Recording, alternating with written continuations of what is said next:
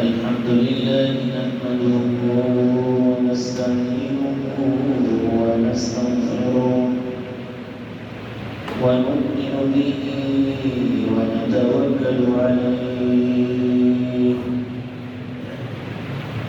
ونعوذ بالله من شرور أنفسنا ومن سيئات أعمالنا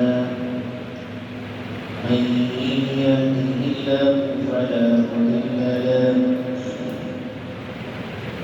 ومن يضلله فلا هادي له ونشهد أن لا إله إلا الله وحده لا شريك له ونشهد أن سيدنا ومولانا محمدا عبده ورسوله صلى الله تبارك وتعالى عليه وعلى آله وأصحابه وبارك وسلم تسليما كثيرا أما بعد فقد قال الله تبارك وتعالى في كلامه المجيد أعوذ بالله من الشيطان الرجيم بسم الله الرحمن الرحيم ومن الناس من يشتري لهو الحديث ليضل عن سبيل الله بغير علم ويتخذها هزوا أولئك لهم عذاب مهين وقال النبي صلى الله عليه وسلم الغناء ينبت النفاق في القلب كما ينبت الماء الزرع صدق الله وصدق رسوله النبي الأمي الكريم ونحن على ذلك لمن الشاهدين والشاكرين والحمد لله رب العالمين.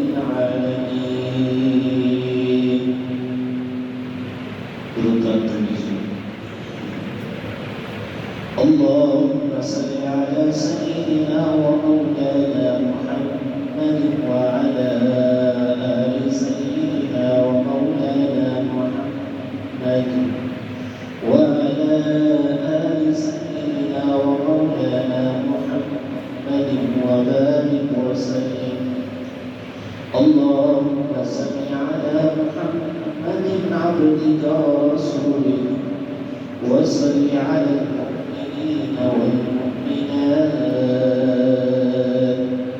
والمسلمين والمسلمات.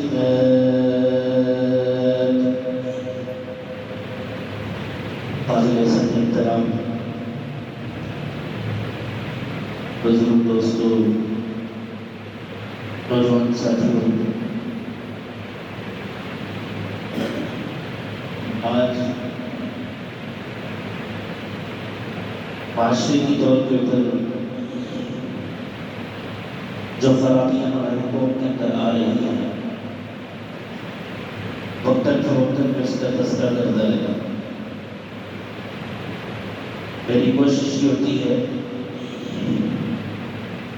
फज़ाइल तो हम सुनते ही रहते हैं, नमाज की फजीलत का पता है, रोज़े की फजीलत का पता है, इसी तरह बाकी नेक अमाल की फजीलतों के बारे में हम जानते हैं। लेकिन इस चीज़ की भी ज़रूरत है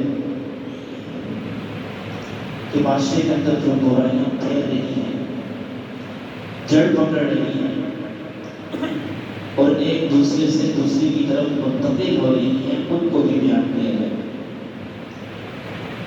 और उनको समझ करके उनसे बचने की कोशिश की जाए। और मुसलमान का काम ही اللہ تعالیٰ نے فرمایا کنتم خیر امۃ اخرجت للناس تأمرون بالمعروف وتنہون عن المنکر. کیا معنی ہے اس کا؟ کہ آپ بہترین امت ہیں اور آپ کو دنیا میں بھیجنے کا مقصد یہ ہے کہ تاکہ آپ کی ذات دوسروں کے لیے نفعمند بن جائے، مفید بن جائے. اور اس کے زمن میں اللہ نے ارشاد فرمایا کہ تأمرون بالمعروف وتنہون عن المنکر، کہ آپ نیکی کا حکم کرو گے اور برائیوں سے روکو گے. تو آج اگر ہر والد، ہر ماں اور ہر گھر کا سربراہ اس بات کے اوپر عمل کرے اور ہر ذی منصب جس کے پاس کوئی منصب ہے، کوئی عہدہ ہے، کوئی ذمہ داری ہے، وہ اگر اس کا اہتمام کرے تو بہت ساری برائیاں ختم ہو سکتی ہیں. ایسا نہیں ہے کہ کسی کو نصیحت کی جائے اور وہ اس نصیحت سے فائدہ نہ حاصل کرے. باپ اگر اخلاص نیت کے ساتھ اور درد دل کے ساتھ اپنی اولاد کو برائیوں سے روکے گا، نیکیوں کی طرف دعوت دے گا، تو وہ اولاد ضرور ایک دن نیکوکار بن جائے گی، گناہوں سے بچنے والی بن جائے گی. استاد اگر اپنے شاگردوں کو درد دل کے ساتھ اس بات کی دعوت دے گا تو ضرور ایک دن آئے گا کہ یہ اس کی فصل صبر آور ہو جائے گی. اس کی بات اس کی شاگردوں کے دل کے اندر پیوستہ ہو جائے گی اور اس کے اوپر وہ عمل کرے گا. لیکن المیہ اور افسوس کی بات یہ ہے کہ آج ہم نے ایک دوسرے کو نصیحت کرنا چھوڑ دیا.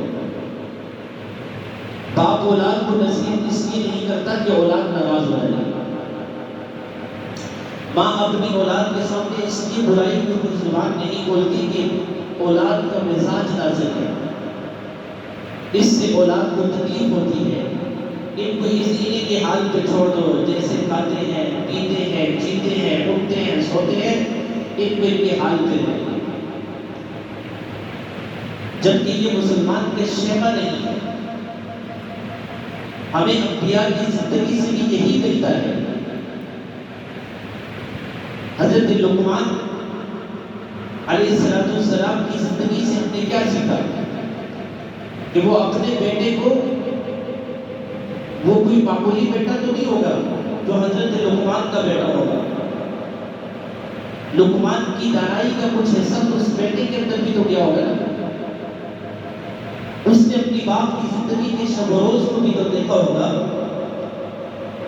اور دانائی کا کچھ حصہ اس نے بھی اسے حصہ پایا ہوگا.